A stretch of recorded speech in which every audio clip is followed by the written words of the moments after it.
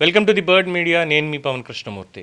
ఆంధ్రప్రదేశ్లో సిట్ కావచ్చు, ఏసీబీ కావచ్చు, సిఐడి కావచ్చు, ఎవరైనా సరే ఏదైనా కేసు విచారణ జరుగుతోంది. దాంట్లో ఉన్నటువంటి నిందితులు, అక్యూజ్డ్ ఎవరైతే ఉన్నారో విచారణకి రమ్మంటే మేము విచారణకి రాలేము, మాకు హెల్త్ బాగాలేదు. అది ఏ కేసు అయినా తీసుకోండి, కల్తీ కేసు, కల్తీ లిక్కర్ కేసు, లేదంటే మైనింగ్ సంబంధించినటువంటి కేసు, ఏ కేసు తీసుకున్నప్పటికీ కూడా విచారణకి మేము రాము, మీరే రావాలి, మీరే వచ్చి కావాలంటే విచారణ చేసుకోండి. ఇది బహిరంగంగానే చెప్తున్నారు ఒక పాయింట్లో. రెండో పాయింట్ వచ్చేసరికి దీనికి అడ్డం పెట్టుకుంటున్నారు. మళ్ళీ లీగల్గా ఏమొస్తాయో కాన్సిక్వెన్సెస్ అని చెప్పి, నాకు హెల్త్ బాగాలేదు అంటే ఇప్పటిదాకా చాలా చక్కగా ఉల్లాసంగా ఉత్సాహంగా ప్రతి కార్యక్రమంలోనూ పార్టిసిపేట్ చేసినటువంటి నేతలు వీళ్ళందరూ కూడా, ఈ అక్యూజ్డ్ ఎవరైతే ఉన్నారో వీళ్ళందరికీ ఆల్ ఆఫ్ ద సడన్ ఒక్కసారి విచారణ అనేసరికి, విచారణకి మీరు రండి అనేసరికల్లా వెంటనే అంటే చాలామంది బయట అంటున్నారు, నేను అనకూడదన్నమాట, రోగాలు వచ్చేస్తున్నాయి, ఆ రకమైనటువంటి రోగాలు వచ్చేస్తున్నాయి. ఏ రకమైన రోగాలు మీకు తెలుసు, నేను కొత్తగా మాట్లాడక్కర్లేదు. సో ఎందుకు ఈ మాట అంటున్నామంటే, రాజ్యసభ సభ్యుడు, వైఎస్ఆర్సీపీ నేత, మాజీ తిరుమల తిరుపతి దేవస్థానాల చైర్మన్ అయినటువంటి వైవి సుబ్బారెడ్డిని కల్తీ నెయ్యికి సంబంధించినటువంటి కేసులో విచారణకి రమ్మండి అని పిలుస్తూ ఉంటే, లేదు విచారణకి నేను రాలేను, నాకు హెల్త్ బాగాలేదు, కావాలనుకుంటే మీరే వచ్చి విచారణ చేసుకోవచ్చు, ఇది ఆయన పెట్టేటువంటి ప్రపోజల్.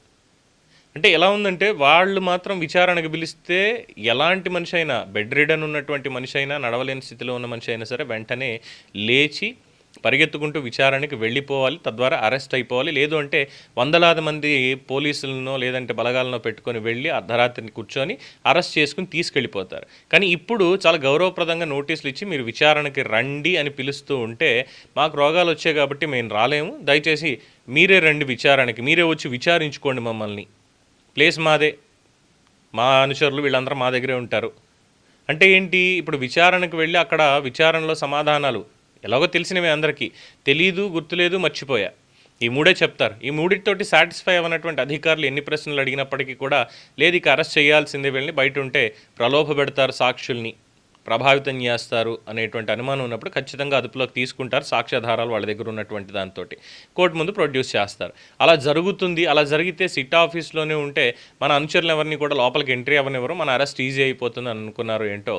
నా ఇంటికే రండి, నా దగ్గరికి వచ్చి విచారణ చేసుకోండి, నాకు హెల్త్ బాగాలేదు అని చెప్పి కోర్టులో పిటిషన్ సిట్ వాళ్ళకు కూడా పంపించడం జరిగింది వైవి సుబ్బారెడ్డి గారు. ఏం చేస్తారు పంపించి? అంటే వీళ్ళకి విచారణకి పిలుస్తుంటే మాత్రం ఇమ్మీడియట్గా వచ్చేస్తుంది అనమాట. విచారణకి పిలిస్తే ఇమ్మీడియట్గా ఏదో ఒక రోగం వచ్చేస్తుంది ప్రతి ఒక్కళ్ళకి. వాళ్ళు వీళ్ళనే లేదు, ఇక్కడ సుబ్బారెడ్డి గారికి సంబంధించి కావచ్చు, లేదంటే అంతకుముందు వేరే వాళ్ళకి కావచ్చు, ప్రతి ఒక్కళ్ళు.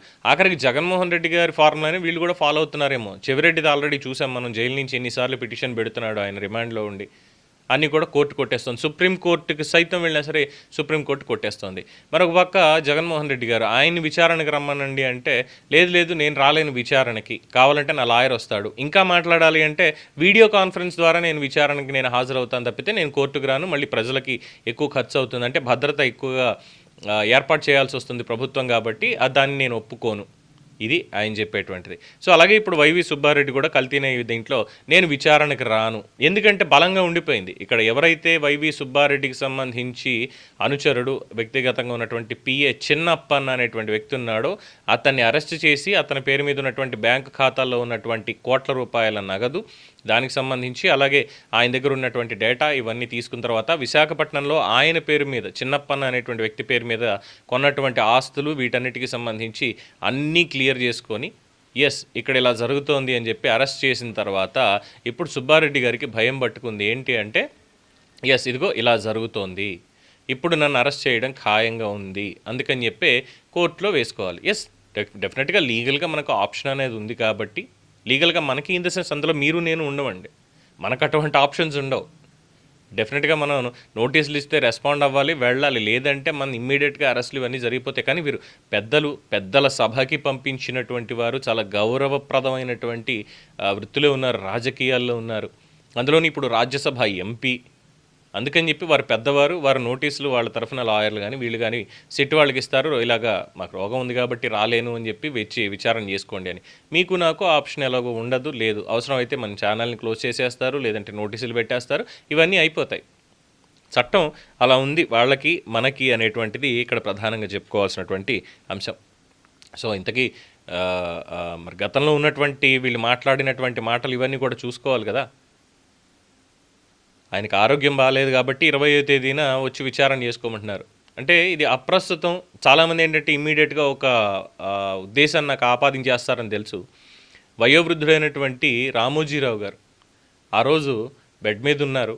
ఆయన బయటికి రావడానికి కూడా లేనటువంటి పరిస్థితి. రామోజీ ఫిల్మ్ సిటీలోనే ఆయన ఫెసిలిటీలోనే ఆయన ఉన్నారు. అయినా సరే పోలీసులు వెళ్ళి ఏ విధంగా మీరు రావాల్సిందే అని చెప్పి బలవంతం చేశారు. హెల్త్ బాగాలేదని చెప్పినా సరే వాళ్ళ లాయర్లు చెప్పి చూపించినా సరే, హెల్త్ రికార్డ్స్ అన్నీ చూపించినా సరే లేదు అని చెప్పి ఆయన అక్కడ బలవంతంగా కూర్చోబెట్టి విచారణ చేయడం, ఏ నేరం లేకపోయినప్పటికీ కూడా విచారణ పేరుతో వెళ్ళి అక్కడ చేసినటువంటి దానికి ఈరోజు మరి అప్పటి పనిచేసినటువంటి సిఐడి బాసులు అందరూ ఎక్కడున్నారు ఏంటనేది చూస్తున్నాం కదా. సో అప్పుడు వీళ్ళు చేసింది మాత్రం చాలా చక్కటి పని, ఎలా ఉన్నా సరే. ఎందుకంటే ఎగ్జాంపుల్స్ రామోజీరావు గారిని పక్కన పెడితే ఇప్పుడు మంత్రిగా ఉన్నారు అచ్చెన్నాయుడు గారు. ఆయనకి ఆపరేషన్ అయ్యింది. ఆపరేషన్ అవ్వకపోతే అది వేరే విషయం. ఆపరేషన్ అయినా సరే ఆయన దాదాపు 700 కిలోమీటర్లు ఆయన జీప్లో కూర్చోబెట్టి కనీసం అంబులెన్స్ కూడా ఏర్పాటు చేయకుండా ఆయన తీసుకొచ్చి మళ్ళీ ఆయనకి హెల్త్ ఇష్యూ వచ్చేలాగా ఏ విధంగా చేశారో చూసాంగా. అలా ఉంటాయి. వీళ్ళ దగ్గరికి వచ్చేసరికి మాత్రం అన్నీ కూడా చాలా చక్కగా మేము చెప్పినట్టే జరగాలి, మేము అధికారంలో లేకపోయినా మేము చెప్పినట్టే జరగాలి, విచారణలకు మేము మీరే వచ్చి చేసుకోండి అంటున్నారు. ఎంతవరకు న్యాయం అంటారు ఇది? మీ అభిప్రాయాన్ని కామెంట్స్ రూపంలో తెలియజేయండి. చూస్తూనే ఉండండి ది బర్డ్ మీడియా.